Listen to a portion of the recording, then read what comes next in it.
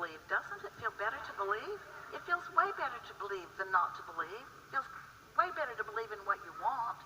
You believe in cancer and addiction and weighing too much. You believe in so many things. Why not be pickier about what you choose to believe in? Rather than letting the truth of it or the realness of it or the reality of it be the criteria that causes you to focus upon it and believe it, why not let it be how it feels? Hi Esther. Hi Abram. We look so much the same. I love you so much and always dream about to meet you sometime in person, have a fun relationship. So I have a partner and he has great abilities, and I studied the law of attraction with you quite for a long time, and sometimes he says there's more to it, but earlier you said the law of attraction is everything.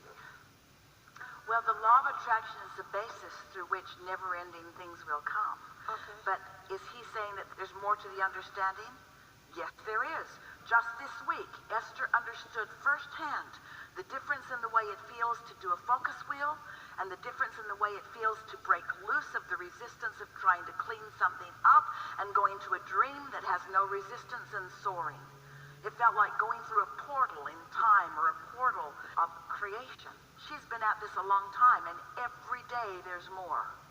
Yeah. The understanding, he says, that more laws, more spiritual laws, like the law of cause effect we talked about today.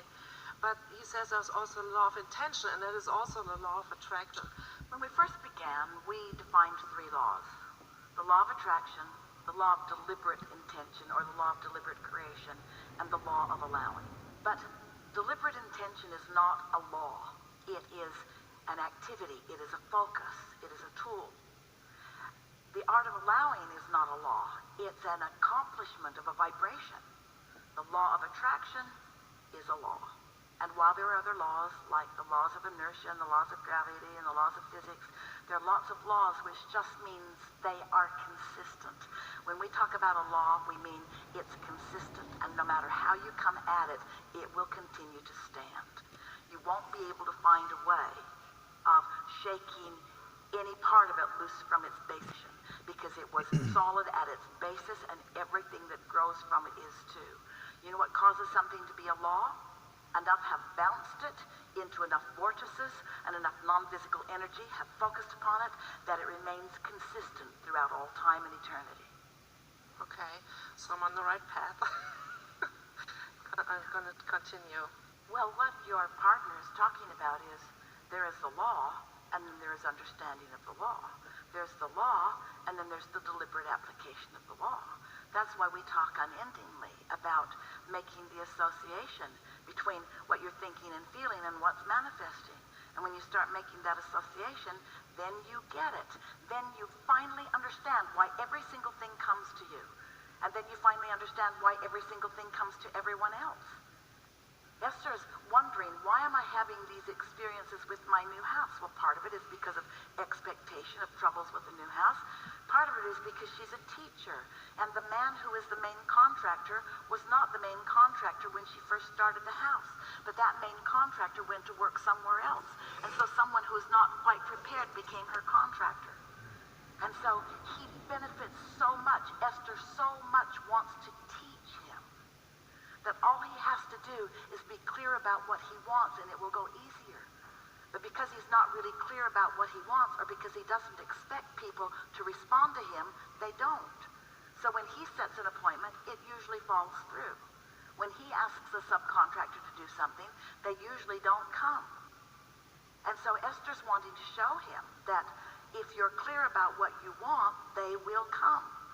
So this has been the most delicious co-creating, that she gets to play with this man who is understanding now how he can be more powerful in his own life experience, which makes Esther understand why she so much wanted to build a house she does not need.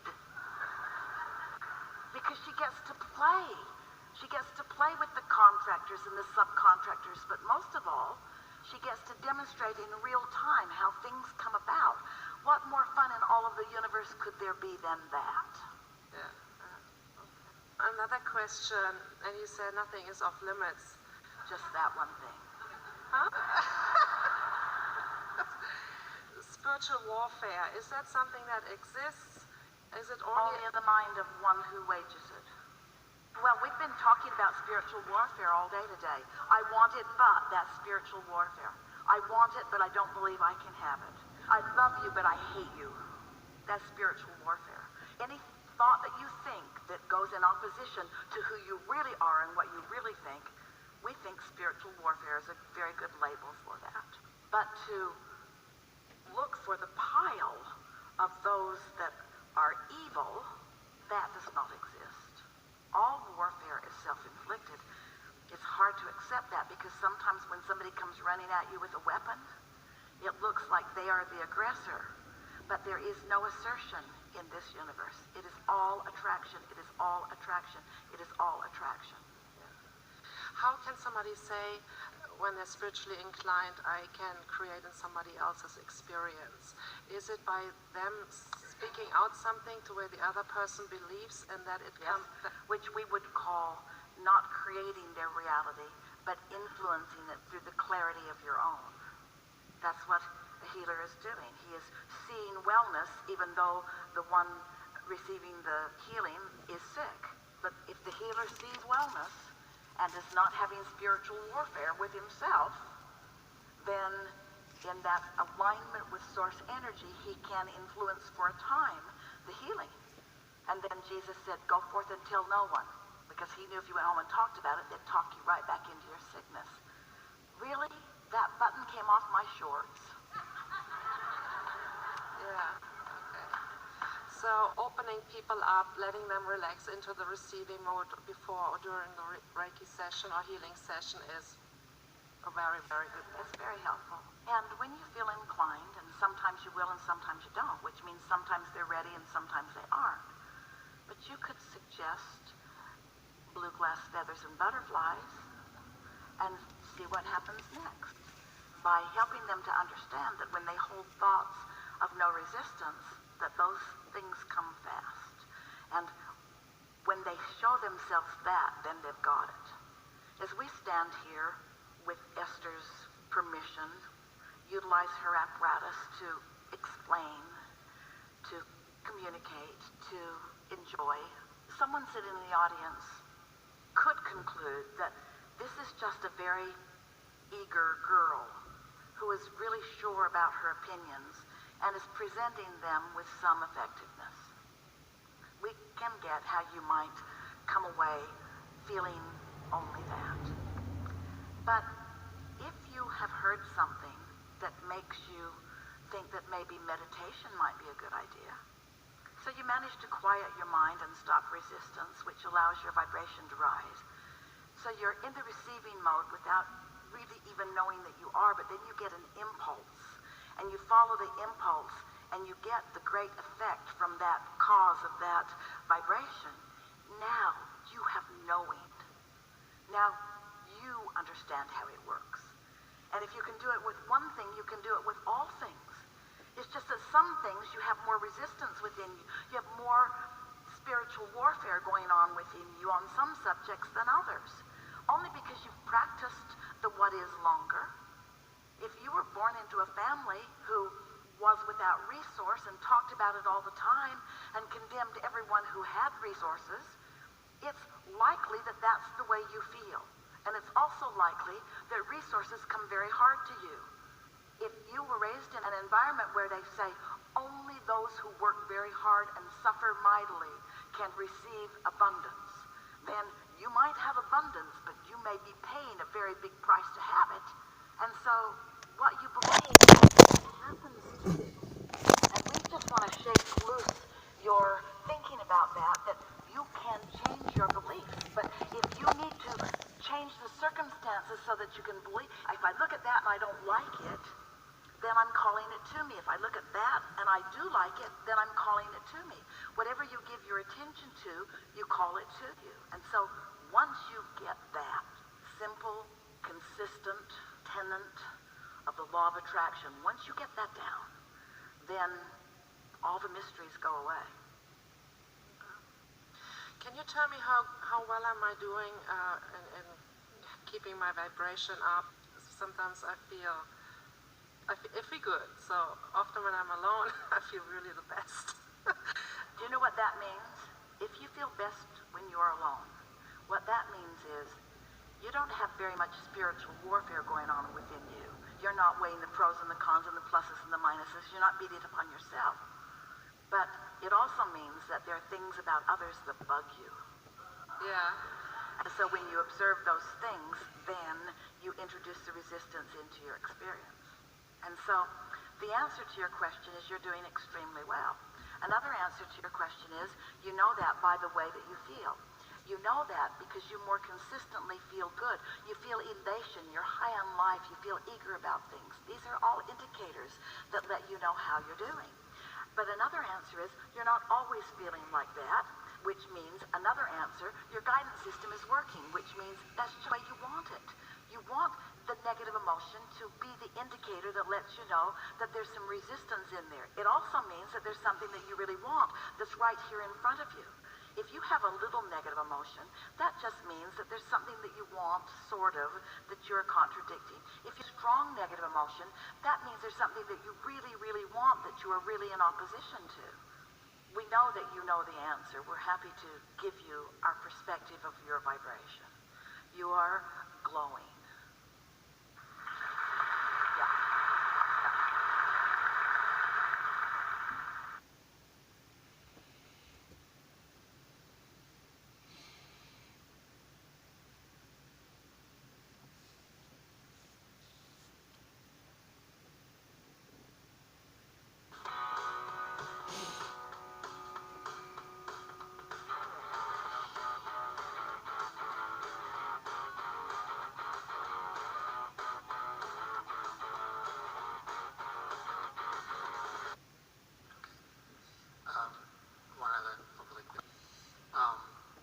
I read a number of things in the morning and in the evening. One of those things you mentioned earlier is, I'm going to forget how it goes, but the thing that today I want to do, I want to look for the things that I desire, or however you put that. And I have these little 3x5 cards that I read. I also play the lottery. And my question is, I look with that in mind, if I'm thinking of, how do I put it? All right, so I play the lottery and I think about winning. And then I think about my numbers. And I'm wondering, some of the things that I'm hearing and reading are almost like concentrating too much on it. It isn't, you can't concentrate too much. You can just concentrate in a contradictory manner. And there is something that goes on that falls in the category of trying too hard that says, the things I really want, I need to think about more because they're harder. But in the feeling that they're harder, there's a contradiction of energy, and so they are harder. That's why things that you don't care about so much come more easily, and the things you really care about come more slowly. It's not because the things you really care about are harder to do, it's that you think they're harder to do. It's as easy to create a castle as a button. Really, it is. If you're focused upon it and not offering a vibration that contradicts it. So, when you said, let us just give you the reading on the vibration that you offered here, and even a little tittering in the crowd about it. I like to play the lottery, you said. And in saying it, there was an absolute, definite, smack-in-the-face vibration that said, I shouldn't be trying to be a deliberate creator in this way. It was present in your vibration, and others felt it in the room about themselves as well. And what's off about that, in other words, there's nothing wrong with money coming to you in whatever way it comes, as long as it doesn't contradict some vibration within you. In other words, if you want money, and you are driving down the street, and the doors on an armored car fly open, and a bunch of money falls out on the street, you might say, I wanted money, and there it is. And it's possible for there to be no misalignment in that. But it's more likely that in your environment and from what we're feeling from you, that you'd say, I want money, and money fell in my lap, but this isn't really my money. And the discomfort in keeping money that doesn't belong to you would be contradictory energy, and so keeping that money would not be good for you because there's a vibrational discord. In other words, there are people who you believe say winning at all costs, and I'm just not one of them, and we say no one is a person like that. No one can stand in a place and win at all costs because everyone has things that they see as contradiction to energy. And you just can't measure the results that you're seeing as you see people accumulating piles of stuff as the final success. How you're feeling is really what it's all about. There are people that are winning lotteries or finding fortunes who are not tuned into who they are and who are having miserable lives because they're out of balance in some other way. It's what makes people start telling the story. Money doesn't make for happiness, and that story's been told so much that many people believe that money now is the root of all evil, or at least the root of some evil, maybe even a little bit of evil.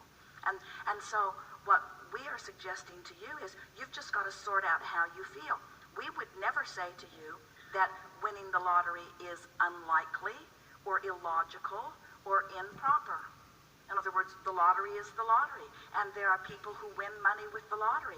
And if your vibration is simple and pure about the lottery and you don't have a contradictory vibration about it, then you could very well be one who's inspired to the ticket that would give you a big win. It's all up to what's going on in your vibration. You have to feel. If we were standing in your physical shoes and sincere about playing that game, first we'd call it a game, we wouldn't make it crucial, and we would get ourselves into a vibrational place. We've been talking about that all day here today. Find alignment and then act. Find alignment and then act. So if you say things like, somebody has to win, it might as well be me, and it would be a fun way for me to move forward financially. But if you say something, there are a lot of things that you might say that could get you out of whack, like, I'm going to prove to the people who doubt that law of attraction is real by winning the lottery. That's off in your vibration. In other words, that sets up something, or I'm going to make up for all of the struggle that I lived all of my life by winning the lottery. No, you're not, because you just introduced all of the struggle to the vibration. In other words, you have to have a pure vibration before there's not something that stands in the way of it, you see. And so... Well, I do feel that, I feel I have that pure thought because I kind of put it off on the side. In other words, I basically know I'm going to win. But I just kind of let it, I actually do it like it's a subscription in the mail, so I don't have to look at the numbers. And the thing that got me curious about this was the other day somebody won a big amount, and they were watching the numbers come up, and I never do that. Well, that's why we're saying there's no right or wrong to it. It's how the individual action affects the individual vibration. And you just have to figure out by the way you feel how your individual action affects your individual vibration. That people keep wanting somebody to write a book that says this is the diet, or this is the lottery winning method, or this is the solution to whatever. And there are too many variables for there to be such a book. It's an inside job. But these things are always